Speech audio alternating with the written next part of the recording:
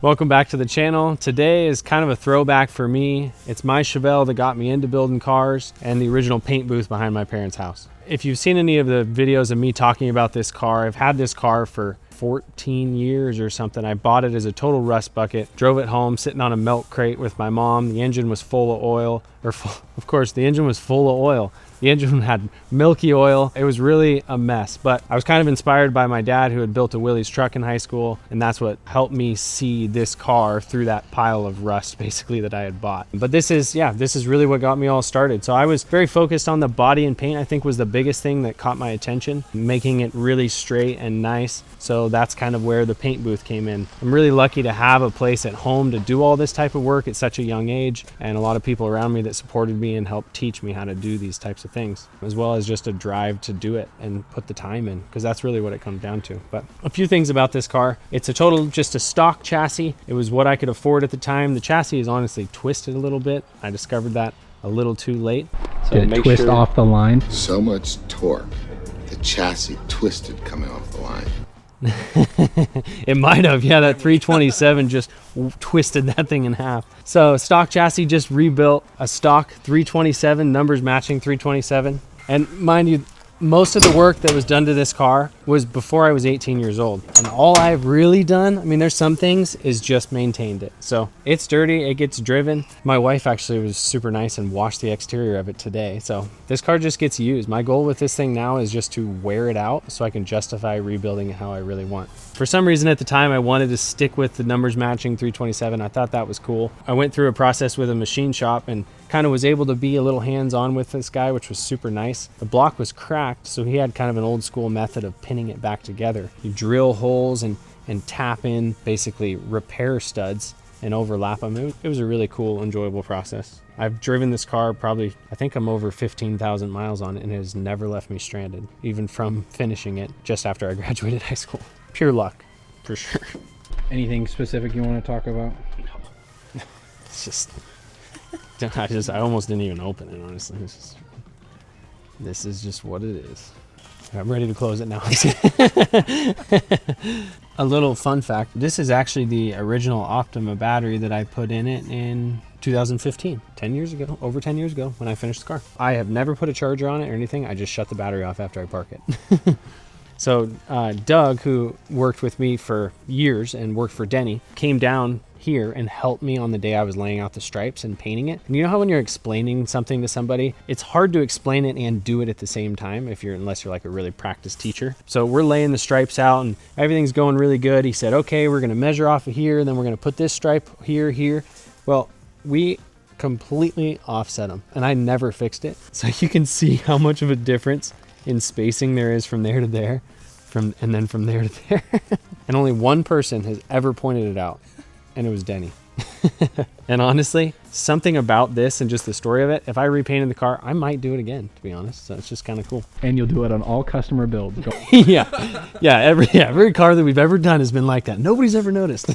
I remember saving up a couple of paychecks working for Denny to buy these Foose wheels. Still have them. They still look good on the car. I love the way I love the wheel well molding on these cars. I think it really works well, especially with this silver line. That was kind of what attracted me to that wheel. This was a prototype car that we did our first set of Sanders pull style door handles on. We wanted to go after it on my car to make sure that it was even feasible in the first place, and it's been working out really good. So I've been using these in secrecy for a year or two. So like I said, this car was pretty rusty. There's a patch done on the lower fender, the lower parts of the doors, the rear lower quarter, and everything again on the same side. Denny would say that you could see through the car when he saw it for the first time. I drove it up there with my mom again, and that was the first time I met Denny, was in this car. And so he loves saying, you could see right through the car. But the floor pans were pretty jacked up. So I did 2 floor pans, the entire trunk, this entire tail panel, the package tray, both inner and outer piece. Tyler could plug in some cool photos of me standing in the trunk actually with my childhood dog. I saw a car that had black bumpers and trim accents and stuff like that, so I kind of wanted to do it for that reason, and I also couldn't really afford to have everything replated, and I could paint, so everything got blacked out. But I like it. I think it turned out good. Wanted to stick with the vinyl top as well. This car the Malibu did come with the vinyl top. I felt like this line kind of vanished when you didn't have a vinyl top and going with the black, and so I just stuck with it. Maybe 2 years ago, I did a TKX 5-speed in it. This would have originally had the dual gate floor shifter, which is what I drove around for years in this thing with the power glide and everything. So I did that and some other little upgrades to it. Door panels were built by interior home upholster that was down the road that my grandpa knew that worked on his saddle for his horse or whatever. So like all these little connections, and it was just such a great experience for me to go through and kind of work with these other people and save money and see, you know, these little bits of progress going and see this project all the way through. It was a really good thing at a young age for me to embark on. It was quite the project, really thinking back on it now. I don't think I would take it on right now, to be honest, but a lot of fun. The interior's pretty much stock. It was a bucket seat car originally. Like I said, it had the different shifter in it, but I put the 5-speed in it. Did a Bluetooth radio, stock gauges. I would love to get Dakota digital gauges at one point, but I think my favorite thing about it is the car seats in the back. But nice clean original car. Just fun to drive, comfortable. I actually really like these seats. They're so worn out that you really squish into them, so it puts my head in just the right spot. I bought the steering wheel at Good Guys. The first time I brought this car out was at Good Guys, and I got the Young Guns award and got to park next to Denny in the winner's circle, and it was just a whole good weekend. And I went inside and saw that steering wheel and really liked it. Grew up in the wood shop, which is just behind Tyler there, so I liked a little bit of wood detail in it. Same with, like, you can see the wood on the rear armrests. It was just kind of a material that I could work with and was available. So these are, I had to build all these because I couldn't find those originally when I was putting the interior together. Went and did the headliner with Bob Jasper, same with the vinyl top. Another really cool guy that used to do all the upholstery work for Denny. He actually had me out to his shop and walked me through it. We did it all together, and he wouldn't let me pay him. He was just excited that I wanted to do it and was willing to put the effort in to build this car. So that was a really fond memory as well from this project. I used to have big subs in the back of this thing too. Rattle and shake this thing. Typical. Now you got two little stuff. Yeah. Now they rattle and shake. It actually, now they shake my seat too. Like, yeah, my boys love riding in this thing. I think that's one of the kind of the exciting things about it now is just seeing them ask if we can go for a drive in this car and how excited they get. You know, they feed off of me, of course, but my wife drives them around while I'm working. She just shows up at the shop in this car with the kids. I'm like, this is kind of full circle for me, seeing all the stages of life and how fun this car can be.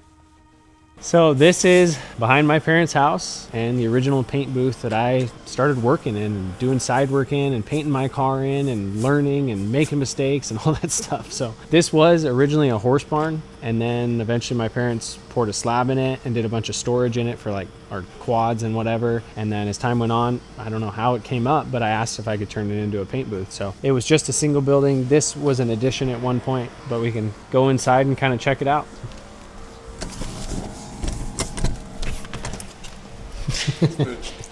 It's old.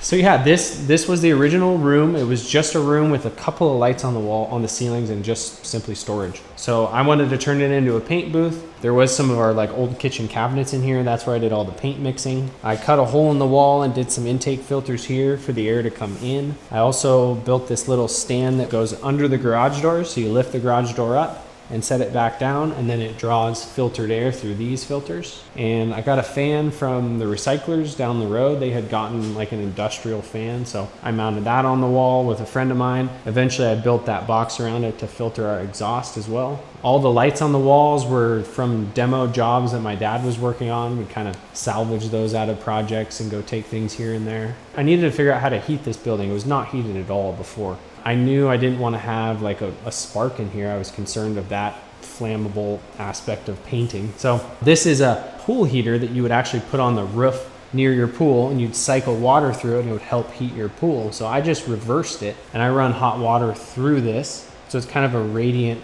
heat for this space. So there's a hot water heater in the other room, cycles water through that. And I remember kind of having some fun plumbing all of this. So this is all the plumbing stuff.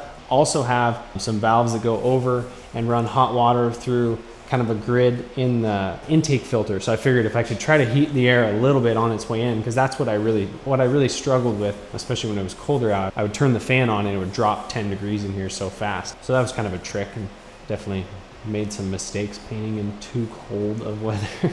Eventually, as time went on and I needed a little bit more room, my dad and brothers and I all built this addition. So knocked this hole in the wall, poured some concrete, gave me a little bit more space, kind of a mixing room is what I called it. So this is the old kitchen cabinet. It got moved into here where all the paint mixing was done. I got a gun cleaner, which actually I got lucky and got this from another demo job. That's kind of a common theme with all this stuff is my dad or uncle would do a demo. I would go in, salvage what I wanted, and then use it in here. Same with all the shelving, the window, the fans, everything.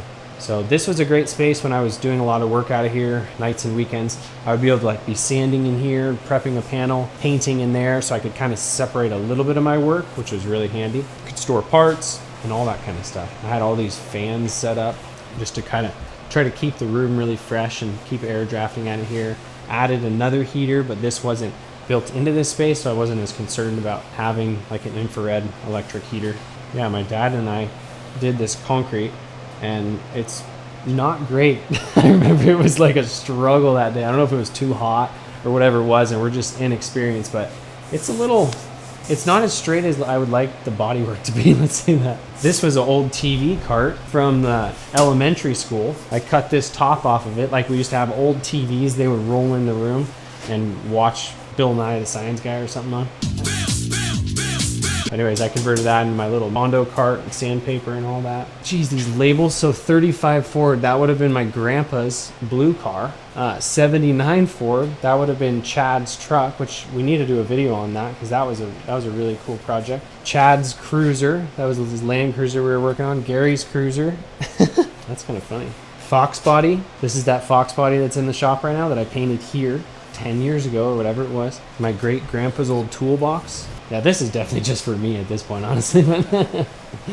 And then Derek has gotten to use this a bunch too, you know. Now they spray all the cabinets in here, and they did the wood truck in here. A bunch of stuff for my dad's work that they do in here, and myself alike until I took the shop over. We were in here using this place constantly, so it's been well used. It's been pretty awesome. Yeah, Derek actually had to clean it out a little bit for me so I could come do this.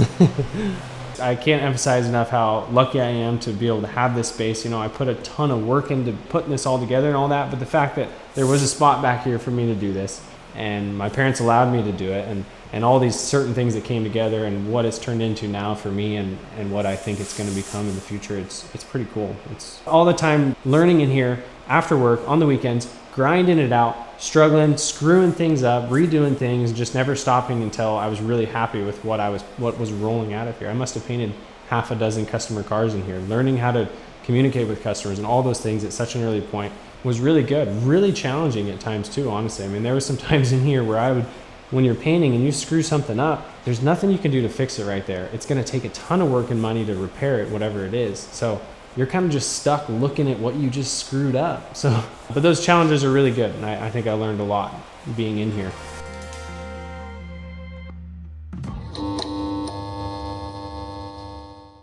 It's kind of fun. I don't know if anybody even cares about all this, but honestly, at this point, it's like for my kids to see one day, and it's for me to look back on. So, if you're still here, appreciate it. I just noticed this other little note in here. I don't know who the genius is that did this, but if you didn't know, D is for Derek. And then I'm just like, you gotta probably, we'll add this. Let's see when he sees that. Since you're here, you don't have to carry this cabinet to the shop. He drove all the way down here just to do that. Yeah, he did.